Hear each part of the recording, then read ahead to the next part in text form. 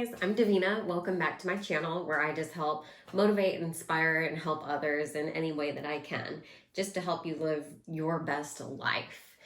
So, have you ever felt or ever wanted to buy your own house, but you're freaked out, you're scared, you have anxiety, you don't think you can? I am here to tell you, you can do literally anything that you want to do. Any desire or dream or goal you have, you can accomplish. And I am living proof of that. I had the same desire and same goal and ambition to buy my own house, and I did it at the age of 21. If I can do it, literally, you and anyone can do it. I'm being dead serious. It is not that difficult. It's not as overwhelming or stressful as a lot of people think it is. When you break it down, which I'm going to do in this video, you can do it, and I can help you do it. So first is obviously you want to have that burning desire, the desire to be a first-time home buyer, to own your own home, to have your name on something. If you've never owned a home, there's a sense of pride in it. You have ownership of something. That's something I knew I wanted. And at a young age, I knew I wanted to be a homeowner. If you've ever rented before, you know that there's a lot of rules. It's almost like living at home. You can't paint the walls any color you want. You can't put up wallpaper. You can't change things. You can't change light fixtures. You can't do things that you want to without asking for permission. Who wants to do that? When I own something, I want to do whatever I want to do to it at any time. When you buy a house, some situations there's HOAs. So in some instances, you do have to ask permission for certain things. But for most times, if you want to paint the inside of your house whatever color you want, do it. You don't have to once you own a house. So, steps that you can take to fulfill your dream of owning a house. First, go get your pre-approval letter. That is the most important thing. So I hope you're working. I hope you're making a good living. It really doesn't matter how much you're making. You can buy a house with any amount of money. When I was 21, I was only making $13, $15 an hour, and I still was able to afford it and buy my own house and live freely and independently. So it doesn't really matter the amount of money you're making at any age, any income, you can afford to be a homeowner. So first, go to a financial institution or lender, bank, wherever you do your banking, checking, they can do it, or anywhere else. Tell them you're interested in being a first-time home buyer. You will have to fill out an application. They will give you a pre-approval letter that will give you an X amount that they'll approve you up to. So that's your gold ticket right there. Start looking once you get that letter. So once the letter tells you how much you can afford, when I personally looked, the bank approved me for X amount. I actually was looking in the half of that amount range. That's where I was personally comfortable.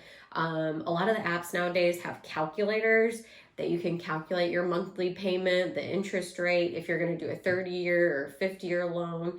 And that can tell you what your payment is a month. And then based on how much you're making, what your expenses are, things like that, that could kind of give you an idea of realistically what you can afford and where you want to be. Your first house does not have to be spectacular and like $1 million house. My first house was a foreclosure and I loved it. It was one of the best experiences I ever had. I just wanted something to make my own. So once you get your pre-approval letter, then you can start looking. Narrow down about where your price range is and what your max budget is. So that letter is whatever they approve you for, that's your max budget. You don't want to go anywhere closer beyond that because that's all they're going to approve you for. When you start looking, you do need to find a real estate agent, somebody that you can trust. Somebody that is going to be there for you and knows what you want, knows the area you want, things like that. Then you can start making your list of must-haves. What area do you want to be in? I'll tell you, location is extremely important. A lot of people look at school districts. So my first house, that was one mistake I did make. I did buy in not a great area. So when I did go to resell, that was something that hurt when it came time to resell. So that is one thing, being a first-time home buyer, I wish I would have looked more into, was the location. But that also plays in the price as well.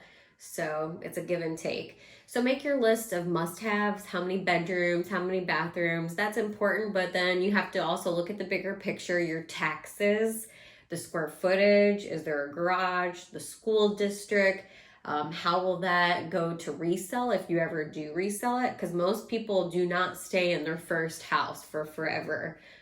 Many people buy and resell multiple times nowadays. So it's very rare that people buy once and they're done. Some people do, which is good. And then there is instances where you also don't need a real estate agent. I have had friends of mine who have bought directly from a seller. So there's that route too. I've always used an agent. I've always just felt comfortable doing it like that. Then is just to have patience. You can get on the apps. You can save your favorite listings. You can go view them. There are times when it's extremely frustrating when there's houses that you're like, oh, that's the one, I have to go see it. And then come to find out somebody's already put an offer in, it's already pretty much pending. So don't get frustrated, don't get discouraged. It is a process. It does take time. You may not get the first house that you want, and that's okay.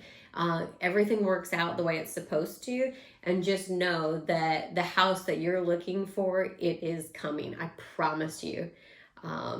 That's really about it.